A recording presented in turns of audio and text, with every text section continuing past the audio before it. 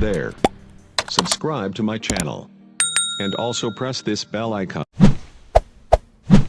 یہ واضح میں رکھیں کہ توفیقات اس کی جانب سے ہوتی ہیں، تو اس سے ہمیشہ توفیق مانگیں کہ اللہ اپنے حضور جھکنے کی توفیق نصیب کر دے۔ اس سے بڑا بدبخت نہیں ہے جو اللہ کے حضور جھکنا بھی نہیں جانتا۔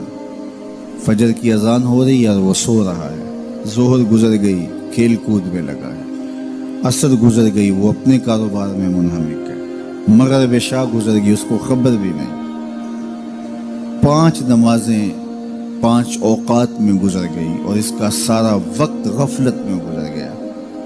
کیسے چین کی نیند آ گئی، کیسا مسلمان ہے، کیسا کلمہ گو ہے۔ اللہ کے حضور سجدہ ریزی کی سارا دن توفیق نصیب نہیں ہوئی، پھر اگلا دن بھی یوں گزر گیا، زندگیاں گزر جاتی ہیں، توفیق سجدہ نصیب نہیں ہوتی۔ اس شخص سے بڑا بدبخت کوئی نہیں جس کو اللہ کے حضور جھکنا نصیب نہیں ہوتا۔ اور یہ بات ذہن میں رکھیے گا، اللہ جب کسی سے ناراض ہوتا ہے تو رزق بند نہیں کرتا، اس کے لیے آب و دانے کی بندش نہیں کر دیتا، اس کی دیگر ضروریات روک نہیں لیتا، اس کو ہر کچھ بہم پہنچ رہا ہوتا ہے، لیکن اللہ کسی سے ناراض ہو سجدے کی توفیق چھین لیتا ہے۔ بندہ سمجھتا میں نماز نہیں پڑھتا، میاں تو کون ہے، تجھے توفیق سجدہ ہی نہیں دی جا رہی، تو نے اللہ کو ناراض کر لیا ہے، وہ تجھے اپنی چوکھٹ پہ بلاتا ہی نہیں، اپنی دہلیز پہ تمہیں حاضری کا اذن ہی نہیں دے رہا۔ تو اس سے معافی مانگو اور 5 گانا باجماعت نماز شعار زندگی بناؤ۔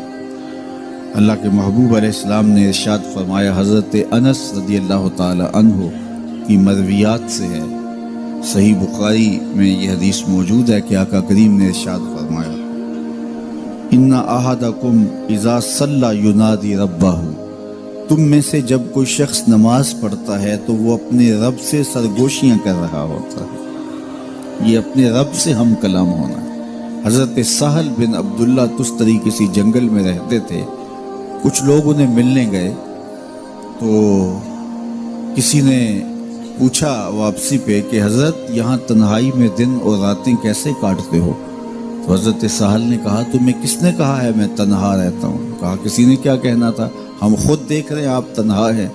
فرمایا تم نے غلط دیکھا، میرا جب اس سے باتیں کرنے کو جی چاہتا ہے تو میں نماز کے لیے کھڑا ہو جاتا ہوں، اور جب اس کی باتیں سننے کو جی چاہتا ہے تو قرآن کھول کے بیٹھ جاتا ہوں، کبھی اپنی سناتا رہتا ہوں کبھی اس کی سنتا رہتا ہوں۔ تمہیں کس نے کہا میں تنہا رہتا ہوں؟ میں تو دم دم اپنے رب کے ساتھ رہتا ہوں۔ تو جو نماز پڑھتا ہے وہ اپنے رب سے سرگوشیاں کرتا ہے، وہ اپنے رب سے بات کرتا ہے، اپنے رب سے ہم کلام ہوتا ہے۔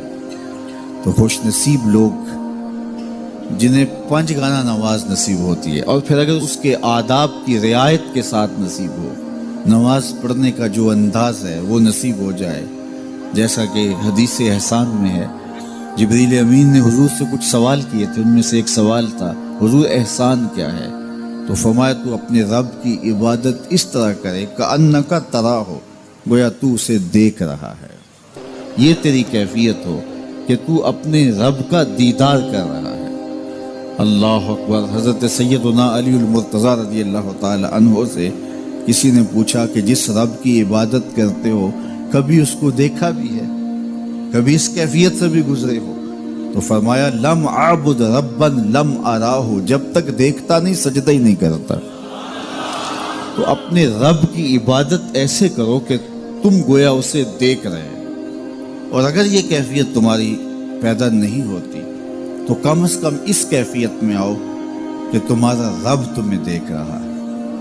اور یہ تصور بھی کون سا کم ہے کہ میرا مالک مجھے محبت کی نگاہ سے دیکھ رہا ہے، اس تصور میں سرشاری طاری ہو جاتی ہے کہ میرا مالک مجھے دیکھ رہا ہے۔ تو وہ انتہائی کیفیت ہے کہ اپنے رب کی عبادت اس طرح کرو کہ گویا تم اسے دیکھ رہے، اور اگر وہ کیفیت طاری نہیں ہوتی تو اس کیفیت میں ڈوب جاؤ کہ وہ تمہیں دیکھ رہا ہے۔ اگر یہ کیفیت بھی نصیب ہو جائے تو نماز کی لذت نصیب ہو جائے، نماز کا سرور نصیب ہو جائے، نماز کا حظ پیدا ہو جائے۔ میں نے ایسے لوگ بھی دیکھے ہیں مسجد کی ہمسائیگی میں ہوتے ہیں, نماز کی توفیق نہیں ہوتی. بعض اوقات یہ دیکھنے میں آتا ہے کہ کوئی جنازہ ہو جاتا ہے تو ظہر کے بعد جنازہ ہے, عصر کے بعد جنازہ ہے, تو گھر بالکل مسجد کے قریب ہے, تو ظہر کے بعد میت اٹھائی جائے گی, تو سب وضو سے ہوتے ہیں. تو نماز کا وقت ہوا تو سب مسجد میں چلے گئے کہ نماز پڑھیں, اس کے بعد جنازہ اٹھائیں گے, اور بے نمازی ادھر ادھر گلیوں میں منہ چھپاتے پھر رہے ہوتے ہیں. وضو بھی کیا ہوا ہے رسمن, لیکن مسجد میں جانے کی توفیق نہیں مل رہی. وہ سمجھتے ہیں ہم نہیں جا رہے, میاں تمہیں کوئی بلا ہی نہیں رہا. اتنے بد نصیب ہو, جنازہ بھی تم اللہ کے لیے نہیں پڑھنے آئے, وہ بھی کسی کے دکھلاوے کے لیے آئے. وہ تو فرض کفایہ ہے اور یہ نماز فرض عین تھی, اور یہاں اللہ کا بلاوا آیا, اس کے لیے اذان کوئی نہیں, اس کے لیے اذان ہے, اور تم یہاں اذان سننے کے باوجود بھی مسجد کے باہر گھوم رہے ہو بہانے بہانے, کبھی ادھر جا رہے ہو کبھی ادھر جا رہے ہو, اور نمازی مسجد کا رخ کر رہے ہیں. تو یہ کتنی بد نصیبی ہوتی ہے کسی شخص کی کہ مسجد کی ہمسائیگی میں بھی رہتا ہو اور مسجد کے قرب میں کھڑا ہو, اسے نماز کی توفیق نہ نصیب. تو یہ اس کی طرف سے توفیقات نصیب ہوتی ہیں.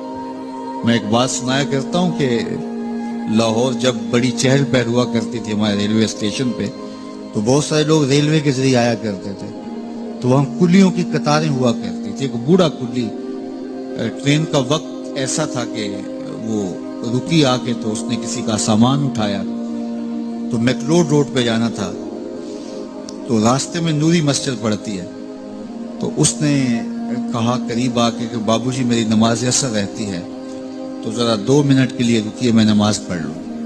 تو اس نے کہا ٹھیک ہے, سامان رکھا اور بابا جی اندر نماز پڑھنے چلے گئے. نماز ذرا اعتدال کے ساتھ پڑھتے تھے, رکوع و سجود اچھے طریقے سے کرتے تھے, اور یہ بار بار ٹائم دیکھتا ہے اور کبھی اندر جھانکتا ہے, تو بابا جی ابھی رکوع میں ہیں, کبھی سجدے میں ہیں, کبھی قیام میں ہیں.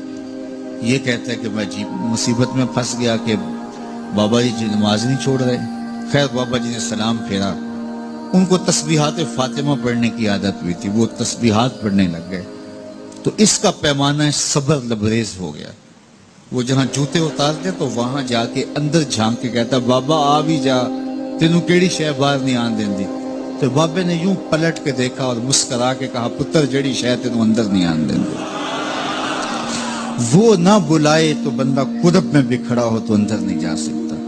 اللہ سے توفیق مانگو کہ ہماری نسلوں میں بھی کوئی بے نمازی ہو, 5 گانا نماز کی عادت زندگی میں رچ بس جائے, ہماری اولادیں بھی رب کے حضور سجدہ ریز ہونے والے ہیں. قیامت کے دن جب حکم ہوگا کہ اللہ کو سجدہ کرو, بے نمازی اس دن تو چاہیں گے سجدہ کریں. آج کوئی نماز پڑھتا یا نہیں پڑھتا, اس دن تو ہر کوئی چاہے گا کہ آج سجدہ کریں, لیکن بے نمازی چاہے گا کمر اکڑ جائے گا, سجدہ کر نہیں سکے گا. قرآن بتاتا ہے کچھ لوگ جہنم کی طرف دھکیل کے لے جائے جا رہے ہوں گے. ان کو کچھ لوگ پوچھیں گے ما سلککم فی سقر, تم جہنم کو کیوں جا رہے ہو؟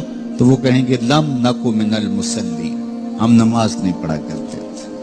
تو 5 گانا نماز یہ زندگی میں شامل کر لو, کبھی بھی نماز قضا نہ ہونے پائے. قیامت کے دن بے نمازی کو اللہ دشمنان خدا کی صف میں کھڑا کر دے گا, جہاں نمرود کھڑا ہوگا, جہاں فرعون کھڑا ہوگا, جہاں حامان کھڑا ہوگا, جہاں قارون کھڑا ہوگا.